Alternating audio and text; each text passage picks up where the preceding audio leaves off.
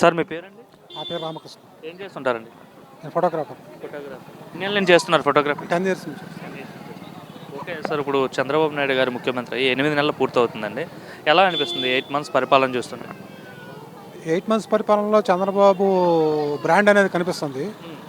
అయితే అభివృద్ధి అనేది జరుగుతుంది. లోకేష్ కూడా చాలా మంచిగా వర్క్ చేస్తున్నారు. అట్లానే పవన్ కళ్యాణ్ కూడా చాలా పర్ఫెక్ట్గా చాలా మంచిగా వర్క్ చేస్తున్నారు. పరిపాలన పరంగా ప్రజలకి చాలా ఉపయోగకరంగా ఉంది.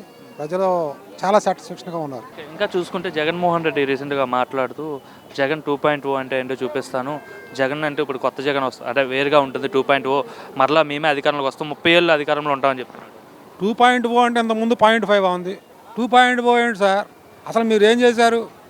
ప్రజల దిమ్మ తిరిగి ఇంకా ప్రజల మెలుగులో రాలేదు. ప్రజలు ఒక ఆందోళనలో బతుకుతున్నారు ఆంధ్రప్రదేశ్లో ప్రజలు.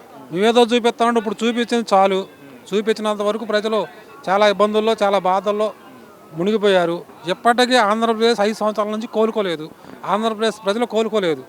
ఇంకా కోలుకోవడానికి ఒక 15 సంవత్సరాలు పట్టవచ్చు.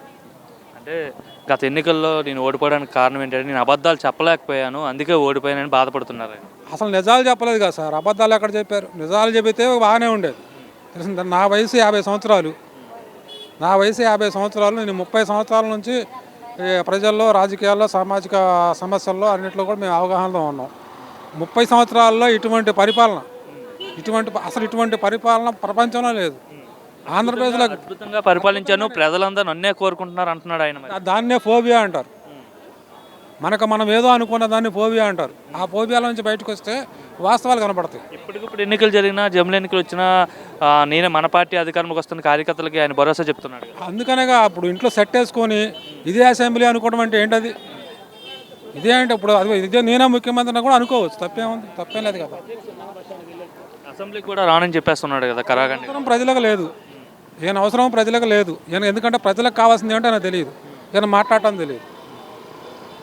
అందుకని నేను అసెంబ్లీకి వచ్చి ఏం మాట్లాడాలో నాకు తెలియదు. అసెంబ్లీకి వచ్చి నాకు ఉపయోగం లేదు. లేని అన్నీ కావాలంటే అక్కడ నుంచి వస్తాయి. నా పేరు లక్ష్మి. లక్ష్మి గారు ఏం చేస్తుంటారమ్మా? ఇంట్లోనే ఉంటాం. ఎట్లా ఉందమ్మా కూటమి ప్రభుత్వం వచ్చిందిగా, చంద్రబాబు ముఖ్యమంత్రిగా ఉన్నారు, ఎలా పనిచేస్తున్నారు ఆయన? బాగుంది, బాగానే ఉంది. ఇబ్బందులు ఏం లేదా? ఇబ్బందులు ఏమి లేవు. గతంలో ఎట్లా ఉండేదమ్మా? గతం గురించి మాకు తెలియదు మాకు, కానీ ఇప్పుడైతే బాగానే ఉంది. మహిళలకు ఏమి ఇబ్బంది లేదు? ఇబ్బంది ఏమి లేదు, బాగానే ఉంది. నా పేరు నాగశేఖర్ అండి. ఏం చేస్తుంటారండి? నేను ఫైనాన్స్ కంపెనీలో చేస్తుంటాను.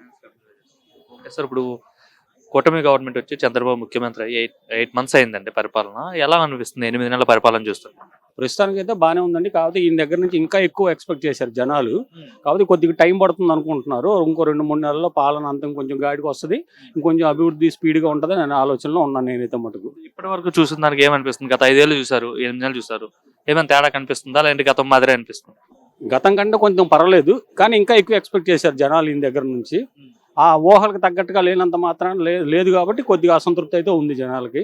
అది వీలైనంత త్వరలో 2-3 నెలల్లో సర్దిద్దుకుంటుందని అనుకుంటున్నాను. ఆర్థిక ఇబ్బందులు ఉన్నాయి, సో నేను డెవలప్మెంట్కి ఫస్ట్ ప్రియారిటీ ఇస్తాను, సంక్షేమం సెకండ్ అనేసి, అదే సంక్షేమం కూడా మెల్లగా చేస్తా అని చెప్తున్నాను. కరెక్ట్ అంటారా? డెవలప్మెంటే ముఖ్యమంటారు ప్రజెంట్ ఉన్న పరిస్థితుల్లో?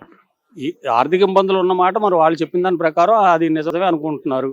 అలాంటి మన కుటుంబమైనా రాష్ట్రమైనా ఆర్థిక ఇబ్బందులతో ముందుకు వెళ్ళాలంటే కొంత టైం పడుతుంది. ఆ టైంని త్వరలో అధిగమిస్తారని అనుకుంటున్నాం. అంటే పోలవరం కావచ్చు, అమరావతి కావచ్చు చేయగలుగుతారంటారా చంద్రబాబు?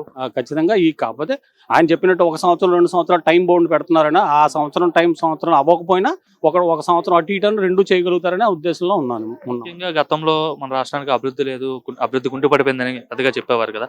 సో ఈ చంద్రబాబు టర్మ్ లో బాగా డెవలప్ చేస్తారని నమ్మకం ఉందా మీకు? పూర్తిగా ఉందండి. ఎందుకు నమ్మకం ఉండడానికి గల కారణం ఏంటి? అంటే కొద్దిగా ఈయన కేంద్ర ప్రభుత్వంతో సఖ్యతగా ఉన్నారు. కేంద్ర ప్రభుత్వం ఎంతో కొంత మనకి ఆర్థికంగా సహాయపడుతుంది. అడ్మినిస్ట్రేషన్ అంతా కూడా గట్టిగా ఆయన తెచ్చుకోగలడు. పెద్ద ఆఫీసర్లని వేరే రాష్ట్రాల నుంచి, వేరే సెంట్రల్ గవర్నమెంట్ నుంచి కూడా తెచ్చుకోగలరు. పరిపాలన ఆయన చేతికి వస్తుంది, ఆయన పరుగులు పెట్టించగలరని అనుకుంటున్నాం. ఇప్పటివరకు 8 నెలల్లో వాళ్ళు తీసుకున్న నిర్ణయాలు ఏం చెప్తున్నారంటే, మేము పెన్షన్ 3000 4000 చేసి 1వ తారీఖున ఇచ్చేస్తాను, సెలవు వస్తే ముందు రోజు ఇస్తున్నాం అని చెప్తున్నారు. అలాగే వికలాంగుల పెన్షన్ కూడా 3000 నుండి 6000 చేసామని చెప్తున్నారు. అట్లానే మద్యం కూడా క్వాలిటీ మద్యం ఇస్తున్నాం అని చెప్తున్నారు. అలానే ఇంకా చూసుకుంటే ల్యాండ్ టైటిలింగ్ అట్లా రద్దు చేసామని చెప్తున్నారు. ఫ్రీగా ఇసుక ఇస్తున్నాం అని చెప్తున్నారు. అలాగే ఉచిత గ్యాస్ కూడా ఇస్తున్నాం అని చెప్తున్నారు. ఇవన్నీ ఇంప్లిమెంట్ అవుతున్నాయి పబ్లిక్ లో ప్రెసెంట్ గ్రౌండ్ లెవెల్లో? పూర్తిగా అర్హత గల వాళ్ళందరికీ అవుతున్నాయండి. ఏదైనా టెక్నికల్ మిస్టేక్ అదో సిస్టమ్స్ ప్రాబ్లం వల్ల 1-2 మిస్ అయితే అవ్వచ్చేమో తప్ప అర్హతలు ఉన్న వాళ్ళు అప్లై చేసుకున్న వాళ్ళందరికీ పూర్తిగా అవుతున్నాయని అనుకుంటున్నాం. మరి జగన్ ఎన్నికల్లో ఓడిపోవడానికి కారణం నేను ఆ ప్రజలకు అబద్ధాలు చెప్పలేకపోయాను, అందుకే నేను ఓడిపోయానని చెప్తున్నాను. నిజమా అంటారు అది? ఏమనుకున్నారు మీరు ఆ కామెంట్ పైన? అది అంతేం కాదు, అన్ని రకాల కారణాలు ఉన్నాయి ఆయన ఓడిపోవడానికి. ఒకటని కాదు, వీళ్ళు ముగ్గురు టైఅప్ అయి పోటీ చేయడం అది మెయిన్ కారణం. సింగిల్గా అయితే అది ఎంత టఫ్ అయ్యేదో చెప్పలేం, కానీ అదొకటే అబద్ధాలు అనేది కాదు. కానీ ఈ టైఅప్ అయ్యారు ముగ్గురు కూడా, అదొక బలమైన కారణం ఆయన ఓడిపోవడానికి, వీళ్ళు గెలవడానికి.